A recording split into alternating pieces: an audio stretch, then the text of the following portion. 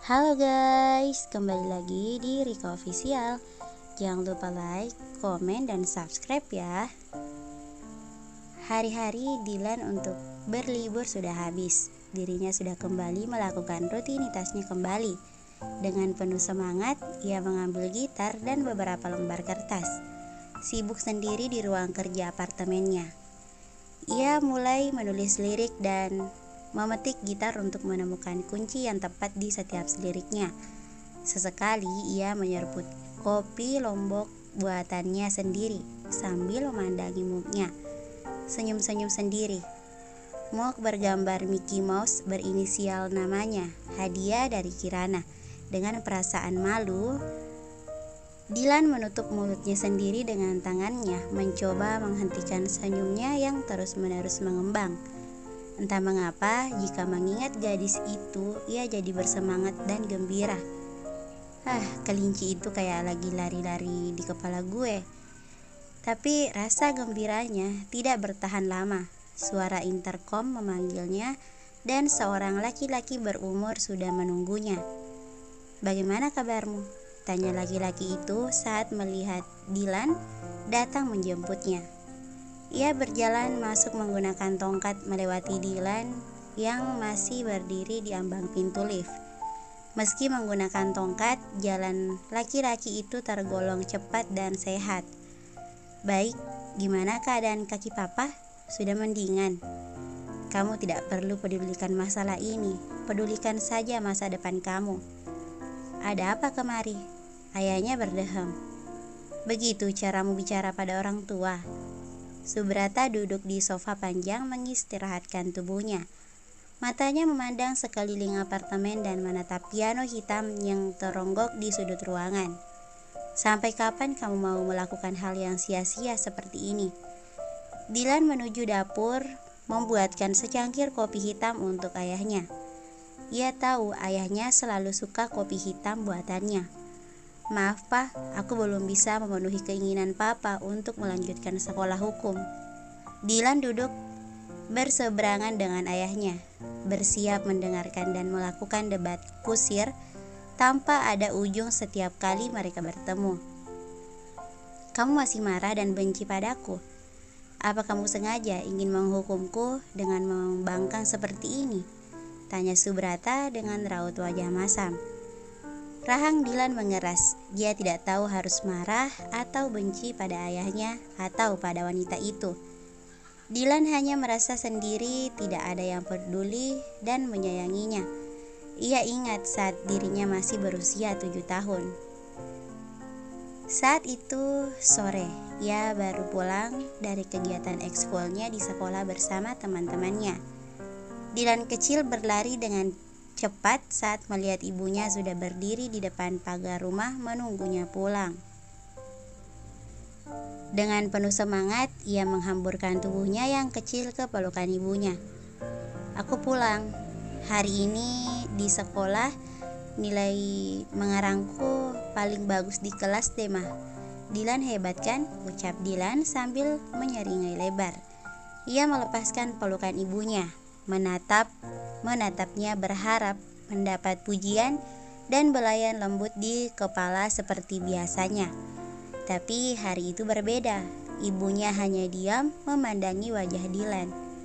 "Mah," Dilan mengintip ke balik punggung ibunya.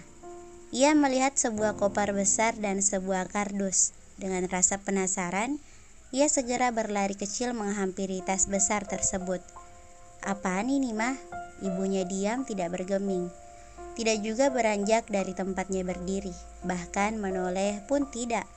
Dengan ragu, Dilan kecil membuka isi tasnya. "Mah, ini kan baju-baju Dilan." Dengan tangannya yang kecil, ia membuka kotak kardus yang berada di sebelah tas besar itu. "Mama, kok mainan Dilan dikardusin? Kita mau pergi ya, Mah?" "Hei anak manis," Dilan terkejut melihat seorang laki-laki muncul dari dalam rumahnya. Wajahnya asing, ia tidak pernah melihat laki-laki itu. "Anak pintar," laki-laki itu berusaha mengusap kepala Dilan, tapi ia takut dan berlari ke arah ibunya. "Dilan, ikutlah dengan papamu." Ih, Dilan gak mau, aku gak kenal sama om itu mah. Dilan mulai takut dan meremas baju ibunya. Kamu selalu nanyain papamu kan? Dilan langsung menggeleng-gelengkan kepalanya dengan cepat dan kasar. Aku janji mah gak bakal nanyain papa lagi, tapi aku gak mau ikut sama om itu. Pergi ikut papamu, mulai sekarang kamu gak punya mama, ucapnya dingin tanpa melihat Dilan kecil. Ma, Dilan mulai menangis.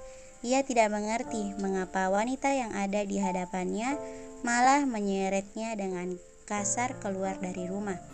Bahkan wanita itu tidak mau menatapnya. Dilan terus meraung-raung sambil digendong paksa oleh laki-laki asing itu ke dalam sebuah mobil sedan hitam yang terparkir di sebelah rumah. Mengapa wanita yang ia panggil Mama menyerahkan dirinya pada orang asing? Mama, Dilan gak mau, Mah. Dilan terbangun dari pikiran masa lalunya, mengusap keningnya dan memandang pria tua yang duduk di hadapannya melalui sela-sela jarinya. Ia tersenyum kecut pada dirinya sendiri. Saat itu dirinya masih terlalu kecil untuk mengerti, namun bukan berarti ia mau tahu. Sampai saat ini Dilan tidak peduli, bahkan tidak mau tahu masalah antara ayahnya dan wanita itu. Selama beberapa saat ia baru menyadari hari ini ayahnya mengenakan pakaian serba hitam. Hari ini adalah peringatan hari pemakamannya. Dilan tahu ayahnya tidak akan menyuruhnya memperingati hari pemakaman ibunya. Jangankan memperingatinya, sewaktu ayahnya memberitahukan bahwa wanita itu meninggal, Dilan tidak pernah sekalipun menghadiri pemakamannya, apalagi berkunjung ke makamnya. Tidak akan pernah.